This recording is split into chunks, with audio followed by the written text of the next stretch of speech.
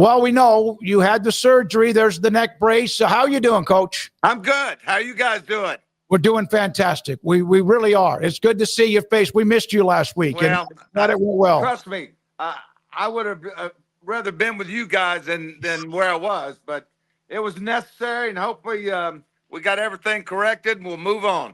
So did you then, were you immobile enough where you just sat there and watched college football throughout the weekend? You know, I never left the house.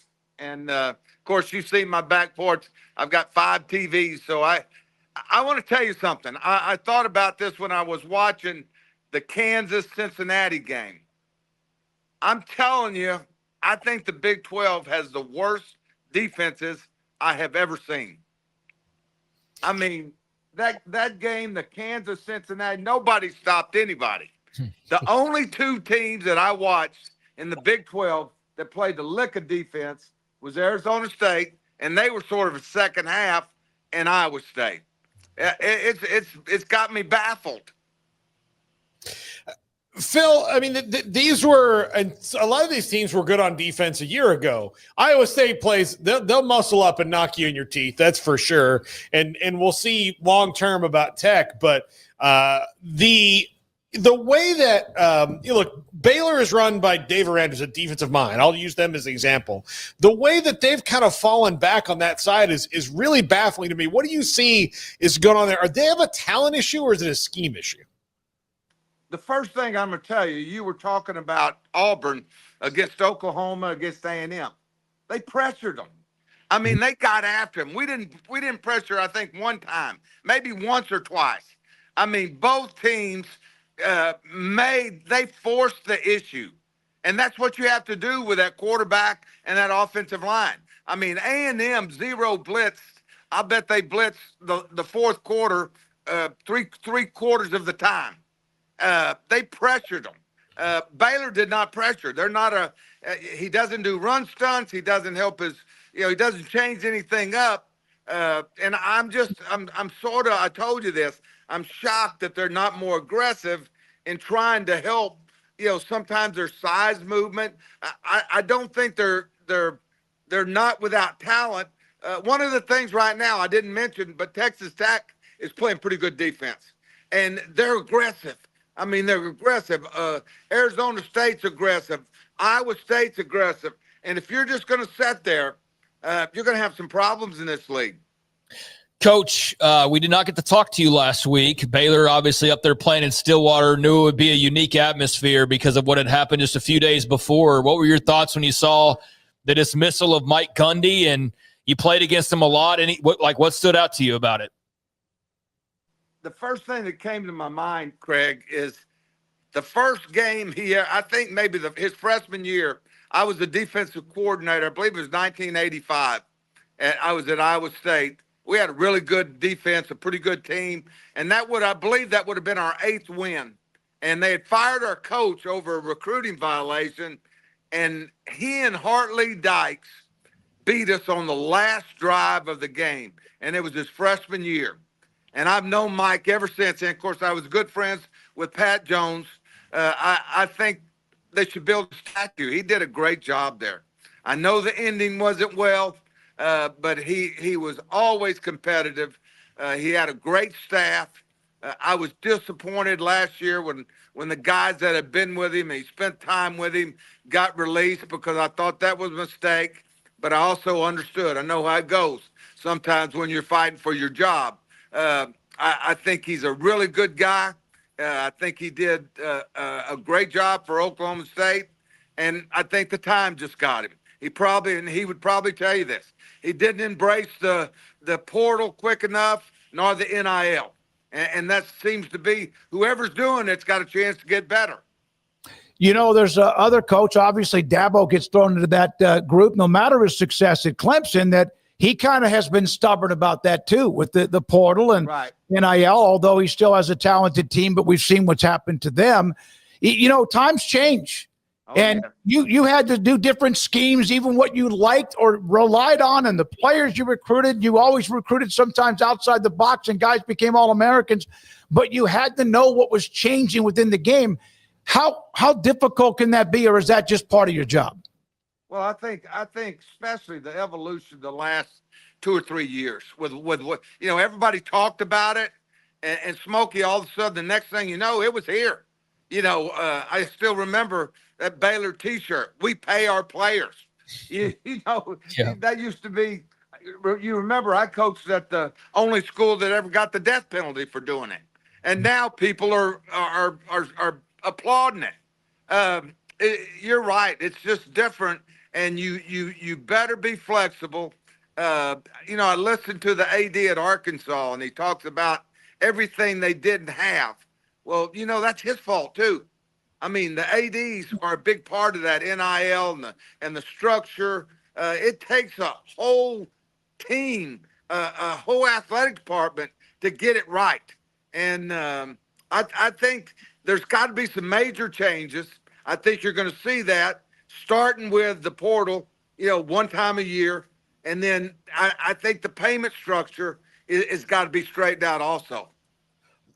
Phil, I like that you said that about Hunter Yurchik. He's actually one of the ADs that kind of got pulled kicking and screaming into this. It's his job to go get that money. They've got a lot of guys. Look, they went out and got Tyson Chicken's money, which I don't know if they did or the Tyson Chicken guy just did for John Calipari. Jerry Jones is probably willing to do it for a football coach too, isn't he? I would think so. I've thought about that. I mean, let's all be honest. I grew up in Northeast Texas, and Arkansas has been, they've been dominant in a lot of areas for a long time. And you look at what Ole Miss is doing. You look at what Memphis is doing. And you sit there and say, why can't that be us? Why not? Coach, pretty cool scene there in Happy Valley. The whole stigma surrounding James Franklin right now, can't win the big one, and looked like they were going to rally and do just that. And then Oregon puts the finishing touches on them there in double overtime. How impressed were you by Oregon's young quarterback, Dante Moore, and just what did you make of the ebbs and flows of that game there at up at Penn State's place? Craig, the first thing I like Dan Lanning's approach. I've known Dan for a long time. He's a young coach with us. I've just liked his approach. He works his ass off. His staff works. They're so prepared, and he doesn't let his players get intimidated by situations. Their quarterback, Dante, had not played great, but yet when the final stats were out, I think he was like 29 of 39, 250 yards, 3 touchdowns. And, they outgained Penn State by 150 yards. So the game was probably closer than they wanted. I think and after the game, he said something that really stuck with me. And I've always said this, it's a journey. It's a process. It's a journey. And they took a big step, Saturday there. And I don't know if you've ever played there or been there to a game, but I have a couple of times. That is one of the best atmospheres in college football. Phil, your Aggies are finding different ways to win. They're playing confident. They've got to figure out how to change the knobs on Marcel Reed when he throws the ball deep. But overall, look, they ran the ball when they needed to against Auburn. Le'Veon Moss was really good, and the defense made plays when they had to. And if not for a crazy pick in the fourth quarter, Auburn doesn't score a touchdown in that game. Correct. The thing Craig, that I liked about them, I'm going to say this again, is especially in the second half, Elko turned the heat up. They came after that quarterback, and they knew we can't give him time. They knew the receivers were dangerous. And I really thought that defensively, the pressure that they brought the second half won the game for them. And York, their young linebacker from Temple, played big. Cassius Howe, the defensive end, was big. And I thought their secondary played really well. And even though they didn't score, didn't do a great job on offense, they got killed by so many offensive penalties. They had some big plays, and it was sort of like the Notre Dame game. They had all these crucial penalties, but yet found a way to win, which I think if you keep growing and you keep progressing, eventually that's going to turn. So you're down there in the College Station area. Mike Elko said something that seemed kind of obvious a couple of weeks ago, or at least it's a message he's been stating of like, don't be scared by success and like waiting for the shoe to drop. Like, quit being scared. How much, even though that seems like an obvious thing to say, but how much did the A&M fans kind of need to hear that? Hey, they have to be told that. They listen. They have the battered Aggie syndrome, right? And it's real. It's like the Trump derangement syndrome. It's real. And I really liked what he said after the game. I usually don't watch post game, but I just happened to see it. For the first 5 questions that he was asked were something negative: penalties, interception for a touchdown, this, and finally he just didn't say it in a smart, eloquent way. He goes, "Hey, can we talk about something we did good? We're 4-0 for the first time since 2016." And I thought he really, and they're saying, "Oh, okay, we can do that." And everybody has a spin, but the thing that's real right now, hey, won at Notre Dame, beat a very good Auburn team, and they've progressed. They've gotten better. And this week, going to have a tough Mississippi State team. There won't be any gimmies. This league, the SEC, if I had to say the one team that looks probably better than most, it would be Alabama. But I'm not sure about that. I mean, there's a lot of even teams. there. I look at LSU. I was going to tell you this, Smoak. They want to get on the offense at LSU. I'm telling you, Kiffin was laughing at the way LSU's defense tried to play him Saturday. I mean, he schemed them left and right.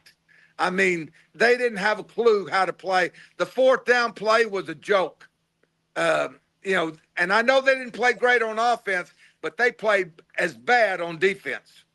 And that actually had been pretty much their strength, at least so far. The LSU's deep. Well, they were outperforming what a lot of people may have thought entering the year. Listen, he doesn't. This young coach is they're aggressive, but they don't play schemes well. And I'm telling you, Charlie, the coordinator, did a great job. I mean, he put them in some matchups. They're trying to play man coverage and bunch techniques, and he runs a short motion and runs a boot off of it. Guy's wide open. I mean, could have scored, when it's 4th and 3. He just owned him. And you can't just get in there and try to be brutal and be reckless. You've got to match some schemes. That's one of the things I'm surprised right now with Baylor. Baylor's not matching schemes either. Yeah, they're going to have to. Sawyer Robertson's going to have to throw for 350 and more constantly. I heard Mike Elko, and I mentioned this earlier on his post game, saying that one game at Notre Dame, the offense picked up the defense. Then this weekend against Auburn, the defense picked up the offense. He said, just imagine if we could try to somehow blend that together. How hard is it to play complementary football and be consistent at it? I think we've all talked about this. I said it when I was at Baylor. Winning is hard. It's hard. I talked to Brian Ward, the defensive coordinator at Arizona State, after the game. The TCU game, actually Saturday. We're talking. He's a great coach, great guy.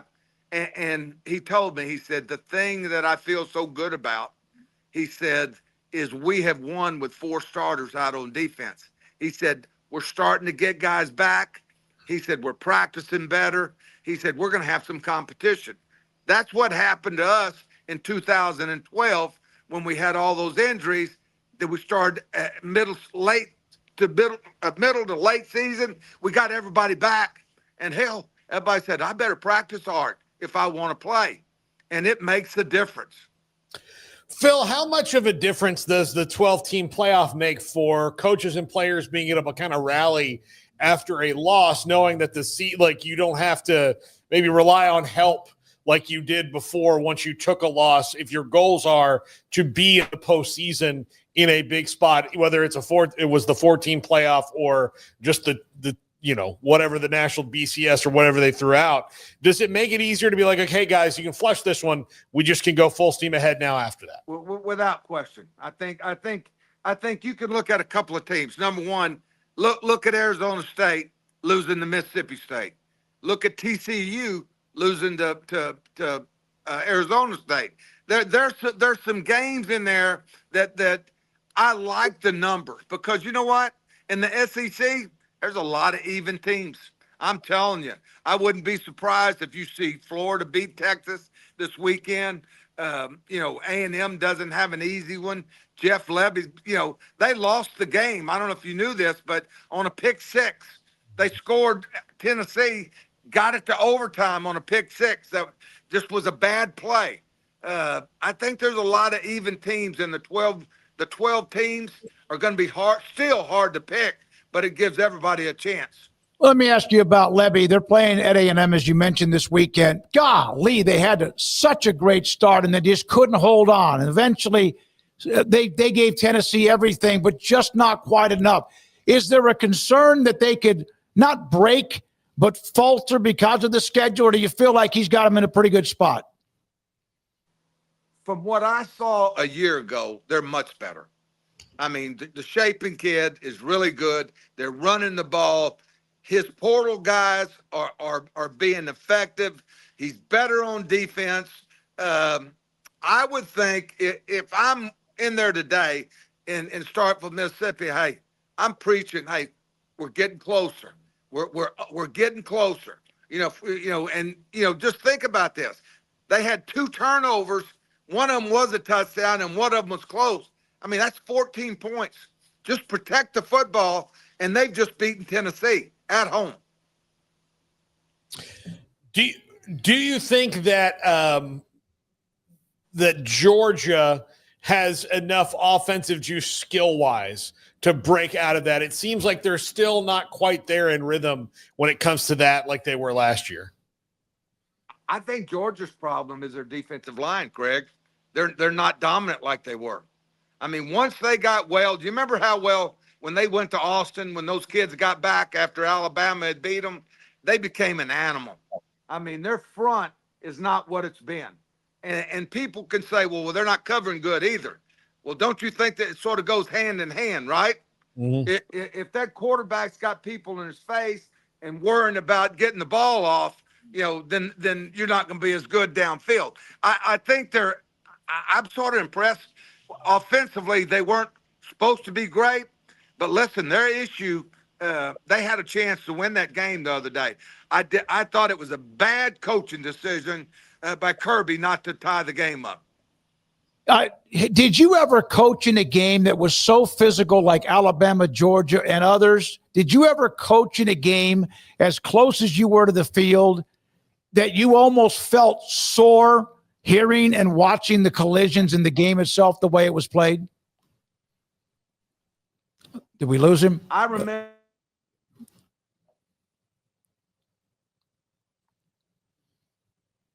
Barn burners. Okay, there you go. Last play of the game, and it literally was so physical that I told Coach Snyder, I said, we can't do anything tomorrow.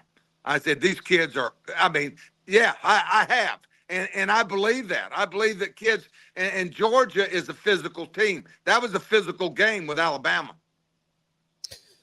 Phil, what did you think about Tony Elliott and Virginia and the upset they pulled the other night? Wow. He's probably hoping Morrison's got one more year. I mean, that would be year 10, right? He would be a 10th-year senior. Would feel like it. They really they played hard. They made the plays, and it was an exciting game. I mean, it was never over till it was over. Yeah, you're right. I was listening to a game, and Phil, thank you very much, man. Take care of yourself, physical fitness and rehab and all that.